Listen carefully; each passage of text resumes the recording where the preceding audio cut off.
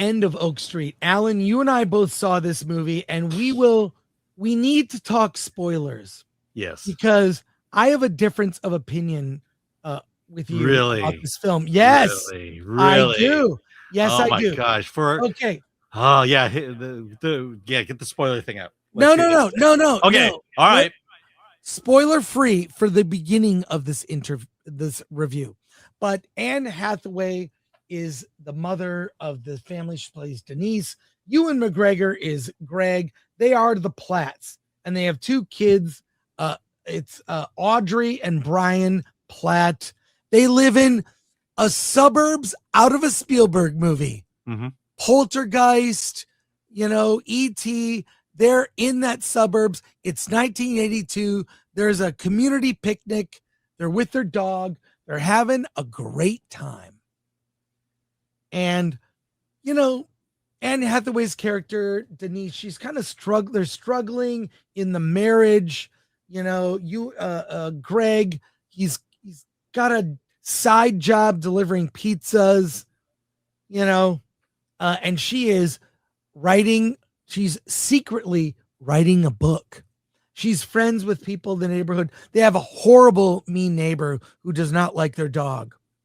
One night, miraculously, suddenly, this, it's almost like a mile or 2 radius of a few blocks of suburbs.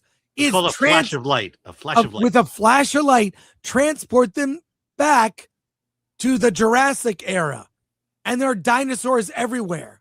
They soon learn this as their neighbors are being killed and ripped apart. They struggle to survive. First, they think the electricity's out. Then they see this chaos ensue. It's a fight for survival, and they don't know what happened. What should they do? What will they do?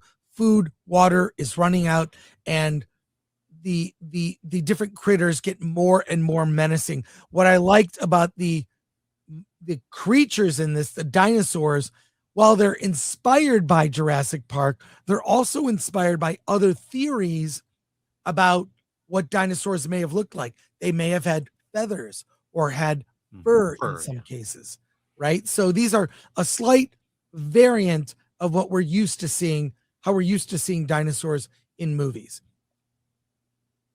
At some point, they've got to survive. They go out searching for the family dog for food. And of course, the family is in peril. This is what I like about the movie is short, sweet. It's a Twilight Zone episode. It's 90 minutes. You're in, you're out. And I had a good time watching it. And part of me, if you turn your brain off, would recommend it. But the more you think about it, I had a lot of issues with this movie. And it's spoiler territory if we get to it. Before we talk spoilers, Alan, I want to hear your thoughts. Yeah, I mean, I think I've said it many times, but this is a roller coaster ride. They're just trying to survive, escaping dinosaurs, mayhem, people dying all around them, flashing images. Love the flashing images. If you treat it as shut your brain off and you're on a roller coaster ride, you're fine. If you want depth, there is no depth in this movie. My issue is, with Jurassic Park, there's this theme of, should man be doing this? Should man be playing God? And these are the consequences of man playing God. And here it's just a family running from dinosaurs. Yes, there is marital problems, but it's not like we haven't seen these in television shows, countless television shows and movies. And there's one woke moment with one woke lesbian moment that will piss people off. The one at least I caught that was like right out there. But honestly, I want more than just a roller coaster movie. I want it to say something. And this movie really didn't have anything to say. It is a popcorn movie. There's no depth, nothing to really latch onto other than the fun flashing images that are thrown into your face.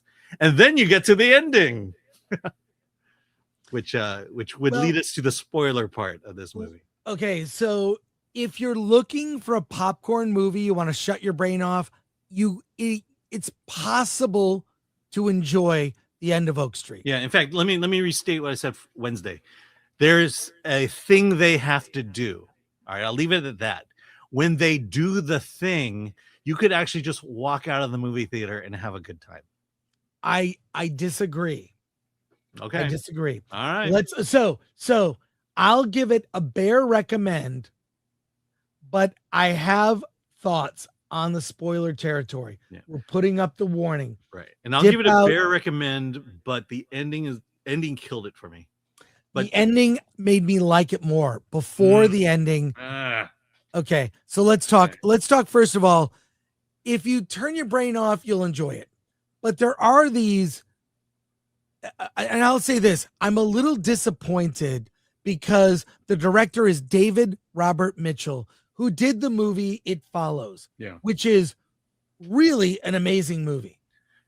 And tonally, this movie doesn't even come near It Follows. Amazing movie. And he did another movie that bombed that I also really liked called Under the Silver Lake. I bought that movie with Andrew Garfield. It's about a sex cult in Hollywood. Watch Under the Silver Lake. Really good film. So both those movies, It Follows and Under the Silver Lake, have a lot more going on with them. Right. End of Oak Street really has nothing going on. Yeah, you wouldn't even know it was. Sorry, you wouldn't even know that this was the guy who directed. Yeah, not at all. But so the movie, you think the movie, it's like they end up escaping this peril, and then it ends up undoing something the movie did that made me kind of like it more. It's like, oh, that was very clever. That I thought it was clever. Denise, I was ready to hate the movie, and then they tacked on this ending where it's like the nice ending, and it's like, oh, I like it more. But wait, Alan, I'm not done.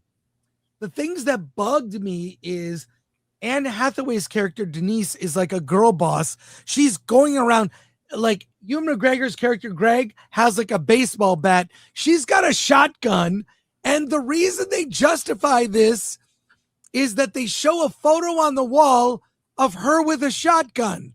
That's how we know, like, well, she has shotgun experience. Then there's Audrey Platt. They find some other girl who's a neighbor. The neighbor girl whose parents were killed, whatever. Like, there's a lesbian liking they have to each other. Brian thinks he's going to get with her. He has a crush on her. Yeah, he has a crush on her, but no, Audrey does. So it's the modernity that ruins it. You've got girl boss and gay shit, and it's like the movie didn't need it, but the fact that it's there is like you had to do that. You had to do it. So for me, the review is mixed for a different reason than you. I thought the ending the very ending was clever. Oh, I can't believe I'm hearing you say this. No, it was like, okay. Look, Chris, here's what you need to do. It's a TV, it's a streaming.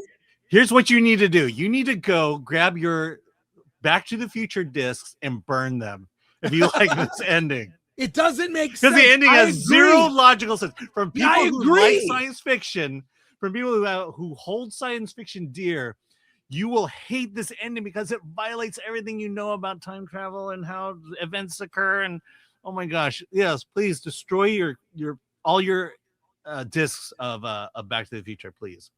Okay, then tell me about what you don't like about the ending. That was it. It was. I mean, we can go into detail here, but while they're in the past, Greg gets killed. He gets killed saving his family's life. Very good. And so they do the thing which sends them back to the present, but not to the present. It sends them back to before the event occurred. And so what Anne Hathaway's character does is she calls Greg, who is delivering pizzas, and has him diverted so that he is not at the house when the time shift occurs. And so now the family is back together. But guess what? If Greg then doesn't go back into the past, what happens to the family what happens to the family that's in the bubble that goes back to the past? And how does that family come back to the present when Greg is dead and things like that? It's just like it's just this logical mess. It again. If you're a fan of Back to the Future, you're just gonna spit your coffee out. Well, yes, I'm just willing with what the family went through. I'm willing to let that go. Yeah, to I'm willing to let that bypass go. laws. But look, I still recommend it, a bare recommend, but there are parts that are going to make you cringe and were completely unnecessary. In fact, there didn't need to be any sexual tension with the kids at all. Like zero. What's the point? No, I mean, look, I think if the boy fell in love with the girl and something happened from that, yeah, I would have loved to have seen that.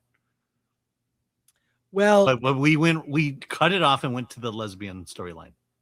Yeah, it's typical. It's typical. Anyways, at the end, I still give it a bare recommend, if only for the setting, and it was fun. But this is literally nothing more than a Twilight Zone episode with a twist ending that I wish made you think, but doesn't. Yeah, I would say if you just want to unplug your brain and watch a roller coaster ride, there you go. I'll give it a bare recommendation for that. But the ending just made me frustrated as to no end.